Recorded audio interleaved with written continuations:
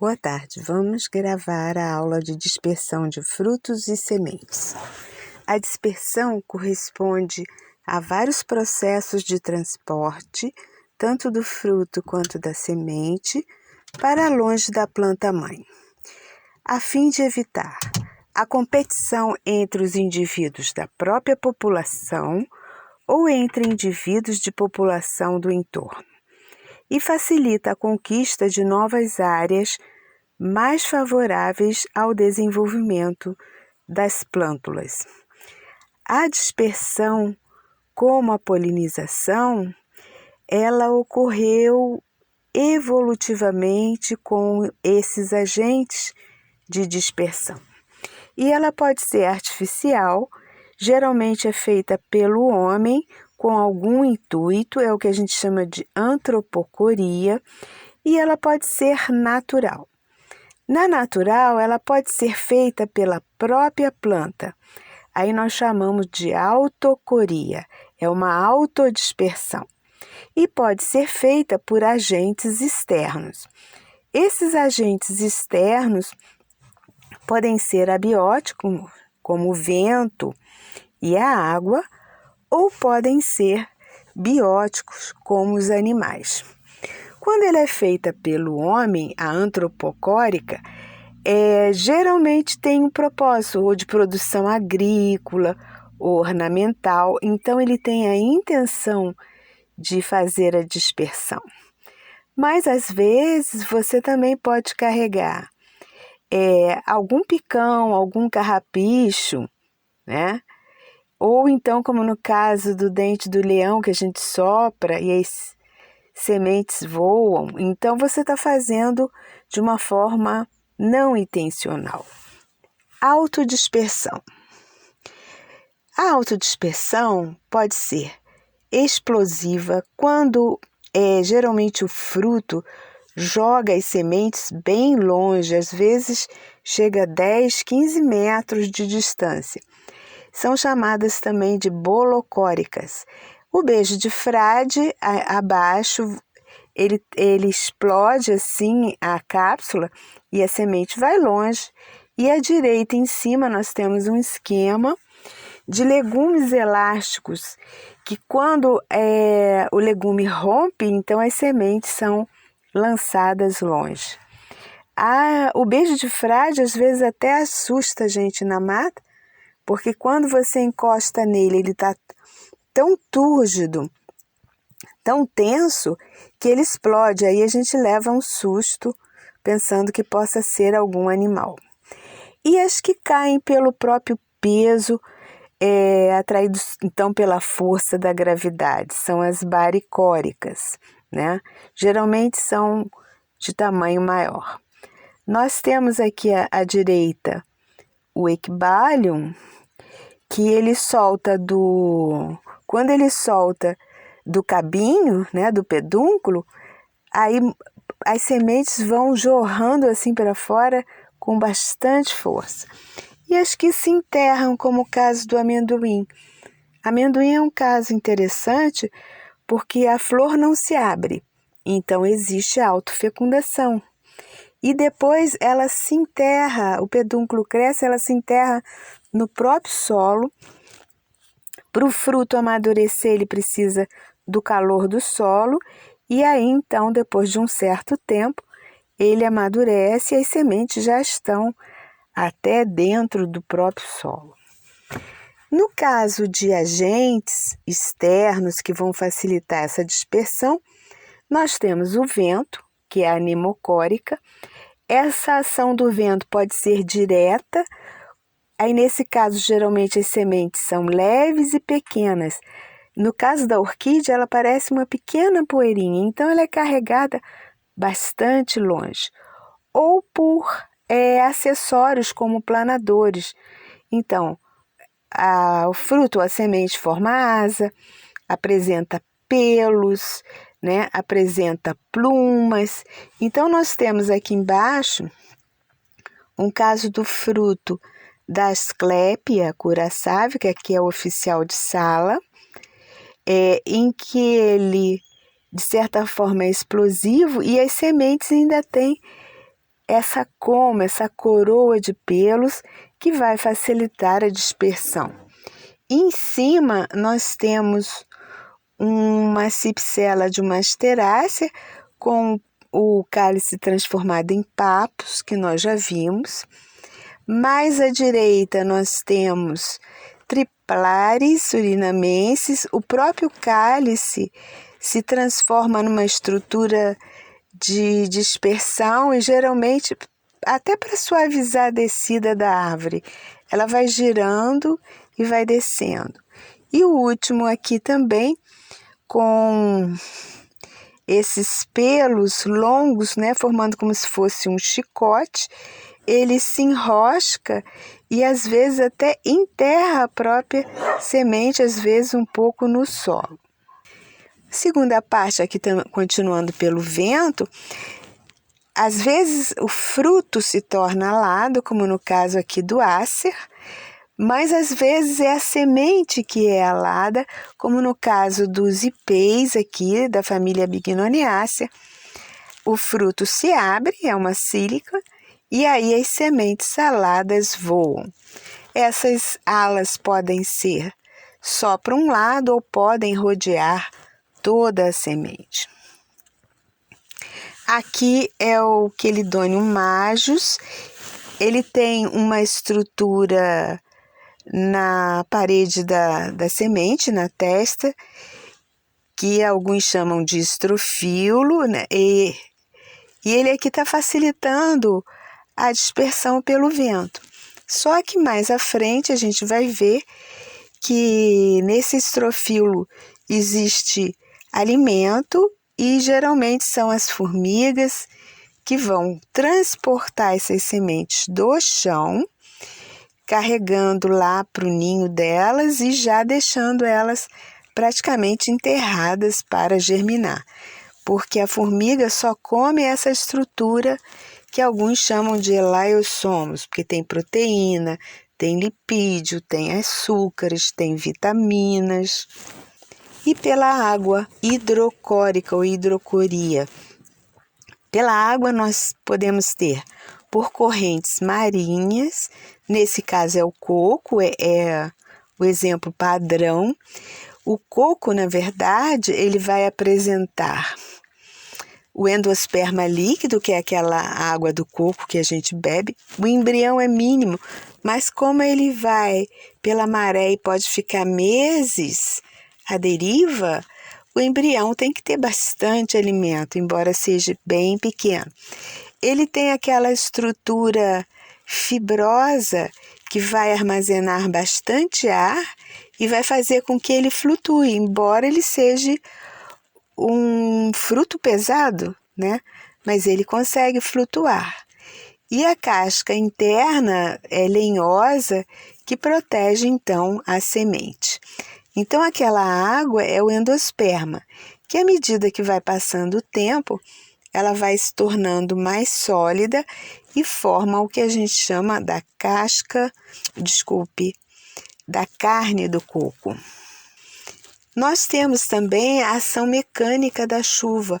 Uma chuva morra abaixo arrasta muita semente e muito fruto, e com isso dispersa ela da proximidade da planta-mãe. Nós temos os respingos no alto da copa. Nós temos aqui dois esquemas de cápsulas bem diferentes, que ela tem um tecido fofinho e as sementes estão mergulhadas ali. Qualquer respingo que cai ali lança as sementes longe.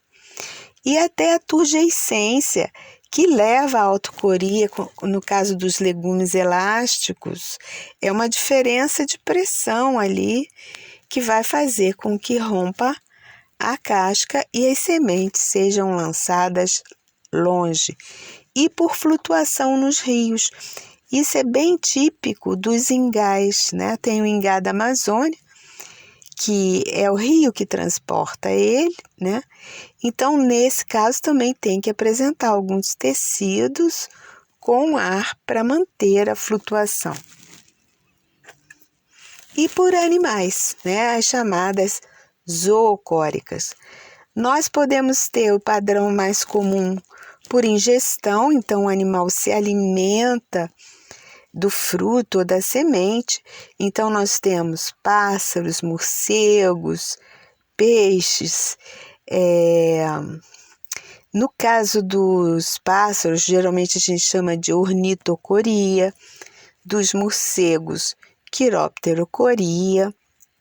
Mas também pode ser só um transporte, como é o caso das formigas e pequenos mamíferos. Eles levam de um lado para outro e tem alguns que enterram e depois até esquecem, né, daquela semente do fruto e ele germina. A formiga geralmente come aquele laiosomo e como ela já está lá dentro do ninho, daqui a pouco ela germina. E tem também por fixação ao corpo do animal, é o que a gente chama de epizoocoria.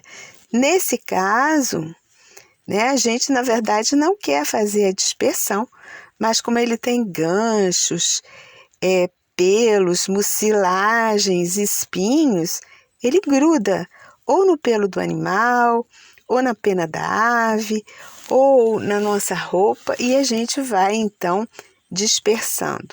Então nós temos o exemplo de um picão aqui, um detalhe do picão, e de um carrapicho. Se for o carrapicho de boi, é de uma leguminosa, né?